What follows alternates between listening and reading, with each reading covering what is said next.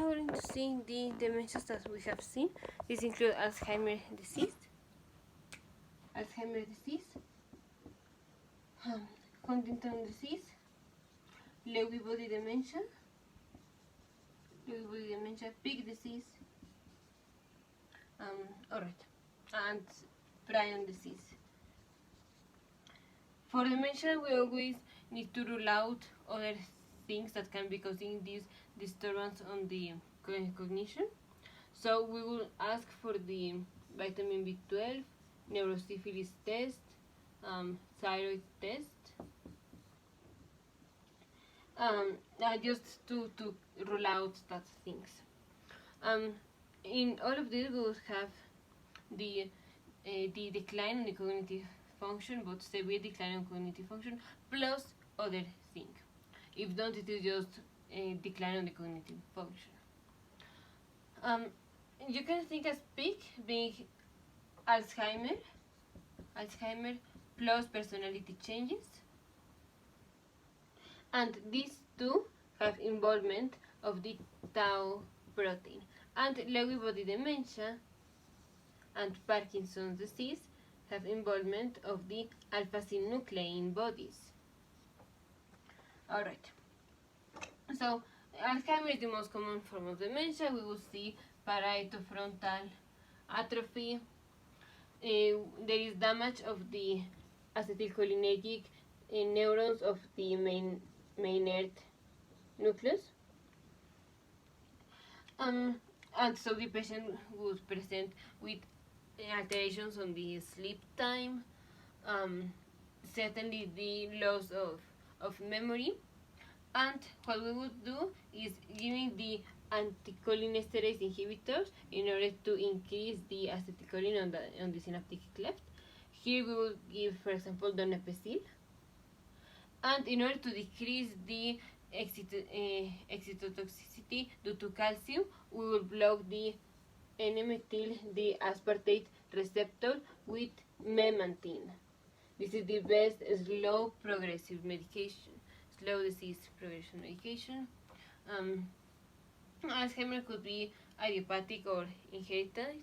Idiopathic is most of the times. If it is inherited, it could be due to mutations on chromosomes in which we have the presenilin genes, presenilin 1, presenilin 2, also the amyloid precursor protein. This is codified on the 21 chromosomes, so patients with Down syndrome have Alzheimer's disease like at 40 years of age instead of at 60 or 80 years of age. Also, the biomarkers that we will have on Alzheimer's disease are increased on the tau protein. Tau would be hyperphosphorylated, and these are microtubules, part of the cytoskeleton that is insoluble, and we would see that these are called neurofibrillary tangles. Additionally, we can have Hirano bodies. These are the eosinophilic rods around the hippocampus, and the senile plaques. Senile plaques are just the beta sheet conformation of the amyloid precursor protein in the beta sheet conformation, because in the beta sheet conformation this is the abnormal configuration or tertiary structural dimension of the protein, and so this accumulates, cannot be degraded, and this accumulates and damage everything. Alright, now for Huntington disease, this is just repetition of the CAG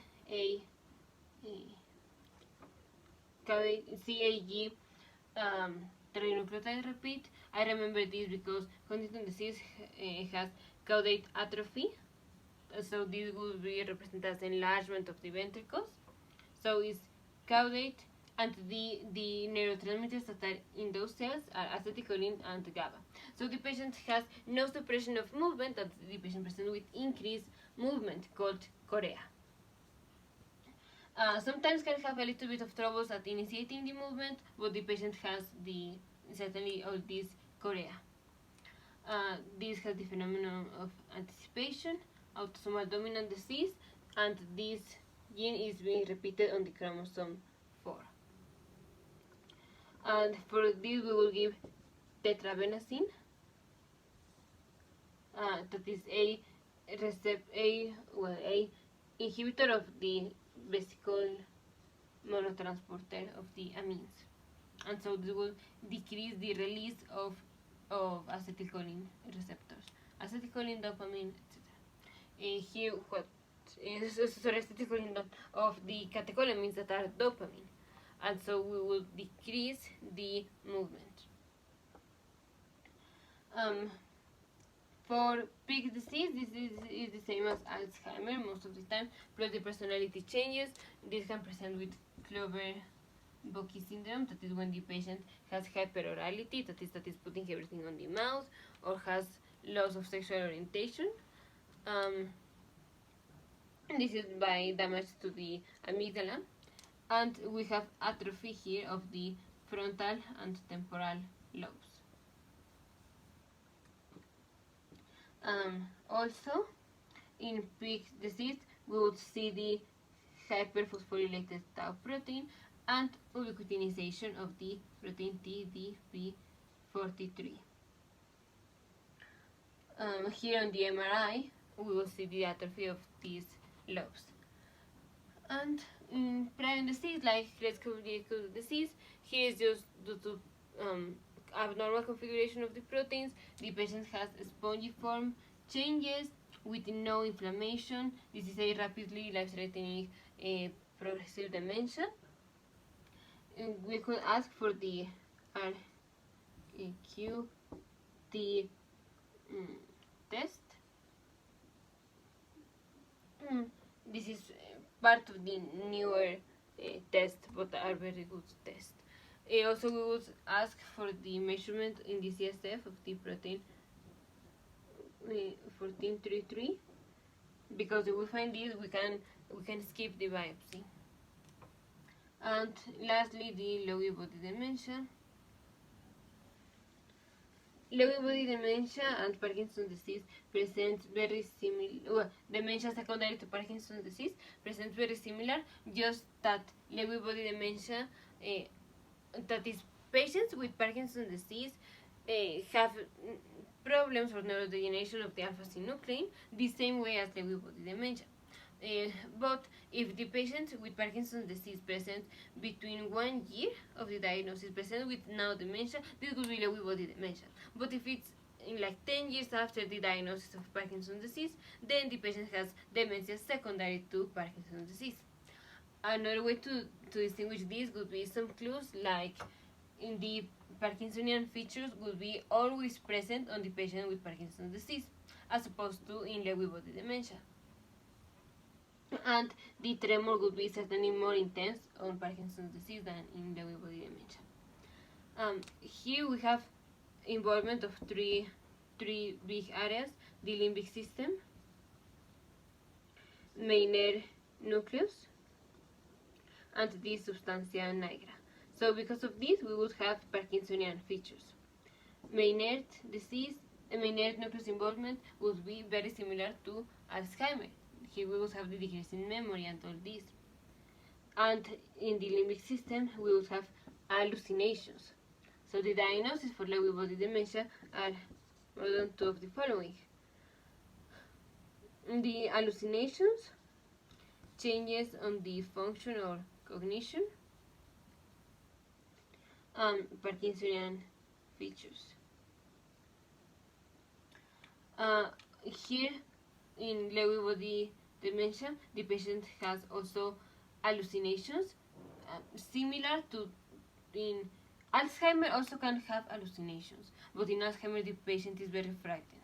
In Lewy body dementia, no, has hallucinations but are not frightening as in Alzheimer.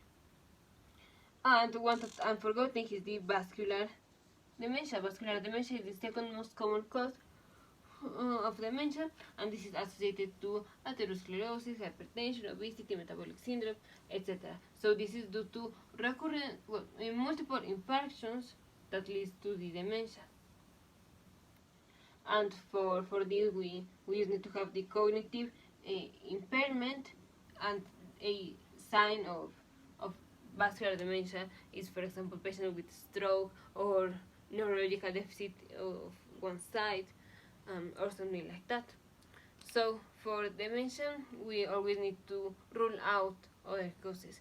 The most common cause of dementia would be Alzheimer, and the second is vascular dementia.